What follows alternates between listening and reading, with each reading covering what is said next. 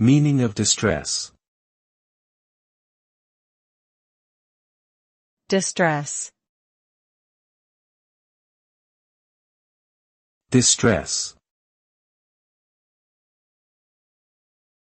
Distress. Distress. Distress is a state of emotional or physical pain, suffering, or discomfort. It can be caused by various factors such as financial difficulties, relationship problems, illness, or traumatic events. The result of distress can negatively impact a person's mental and physical health, leading to anxiety, depression, insomnia, and other health problems. Distress can also affect a person's ability to function in daily life, including their work, social life, and personal relationships. Seeking support from loved ones or a mental health professional can often help alleviate the symptoms of distress.